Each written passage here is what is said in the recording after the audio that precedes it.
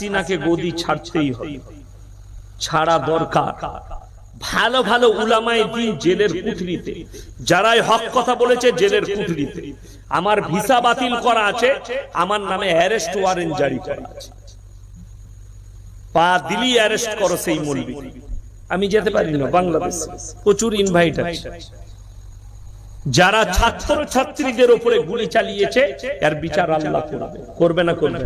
আপনি বাংলাদেশে খোঁজলেন, বাংলাদেশের যে হালত চলছে এর পেছনেও ইহুদিদের একটা বড় চক্র লুকিয়ে আছে। যে চক্রটা হাসিনার ব্রেন কাজ করছে, যে চক্রটা ইহুদিদের চক্রটা হাসিনাকে কন্ট্রোল করছে। কিন্তু এ জানে না আমার হাত দ্বারাই আমার মুসলমান ভাইদিকে হত্যা করানো হচ্ছে। ওই জন্য ইসলামটাকে আজকে আমি আপনাদেরকে বুঝাবো যে মুসলিম ঘরে জন্ম নিলে মুসলমান হওয়া যায়। ওই জন্য আমার জলসা শুনবেন, আমি বলেছি হাসিনাকে মুসলমান বলা যাবে, তার পরিবারকে ইসলামী পরিবার বলা যাবে। আমার কাছে প্রুফ আছে, তার নিজের ছেলে খ্রিস্টানদের মেয়েকে বিয়ে করেছে এবং তারা রাস্তায় নাংটা পোশাক পরে ঘুরে বেড়ায়। তার নিজের বোনের ছেলে ইহুদিদের ছেলেকে বিয়ে করেছে, বোনের ছেলে ইহুদিদের মেয়েকে বিয়ে করেছে, খ্রিস্টানদের মেয়েকে বিয়ে করেছে। এটা হচ্ছে তার পরিবার। তাকে আপনারা মুসলমান ভাবেন? আপনার জানাই নাই বেঈমান কাফেররা আমাদের যুবক যুবতীকে দিয়ে জিনা করাচ্ছে, খালি নামগুলো পাল্টিয়ে রেখেছে। আপনি বুঝতেই পারবেন জিনা করাচ্ছে। এই তো তার দলিল হচ্ছে হাসিনা।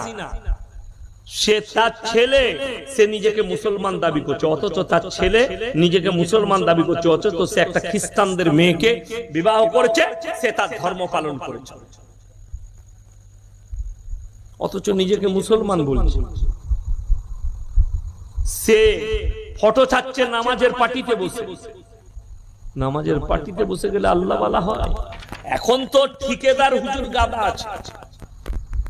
এই বাংলাদেশে একজন আছে ডাক্তার কাফিল উদ্দিন, সে কিছুদিন আগে বক্তব্য দিয়েছিল, আমি ওদিকে জিলাপি হুজুর বলি, ওদের নাম রেখেছি গুটকাখোর আর জিলাপি হুজুর, এরা আমি নাম রেখেছি। কি বলছে?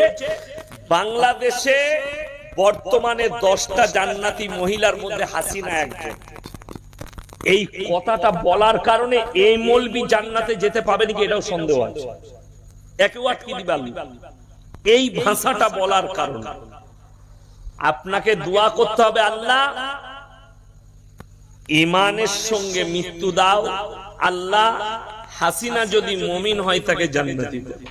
আল্লাহর বিচার কিন্তু বড় কঠিন, আল্লাহর বিচারে আওয়াজ ওঠে না। তাই সকল ভাইকে অনুরোধ করব যে আপনারা সবাই আজ থেকে আমরা সবাই মুমিন হব। জোরে বলুন ইনশাআল্লাহ। হাদিসুন নিসাই চলবেন না, মেয়েদের হাদিসে চললে অনেক জায়গায় বিপদে পড়বে, অনেক জায়গায়। যেমন বিবাহ মসজিদেই বয়ান করলাম আজকে কেশপুরে, যে মসজিদ আল্লাহর ঘর এত সুন্দর জায়গা, আপনাদের অনেকের জানা নাই, আলেমদিকে জিজ্ঞেস করবেন। রাসূল সাল্লাল্লাহু আলাইহি সাল্লামের যুগে, হযরতে উমরের যুগে, হযরতে আলীর যুগে, হযরতে উসমানে গনির যুগে, হযরতে আবু বকর সিদ্দিক রাদিয়াল্লাহু তাআলা আনহুর যুগে, সেই সাহাবীদের যখন খিলাফতের যুগ চলেছে, রাসূলের আমল থেকে মসজিদের ভেতরে নিকাহ হতো, মসজিদের ভেতরে বিচার হতো, মসজিদের ভেতরে ফয়সালা হতো। আজকে বিয়েটা যখন রাস্তায় গেছে, প্যান্ডেলে গেছে, সমস্ত হারাম কাজ আমাদেরকে ধরে ফেলেছে।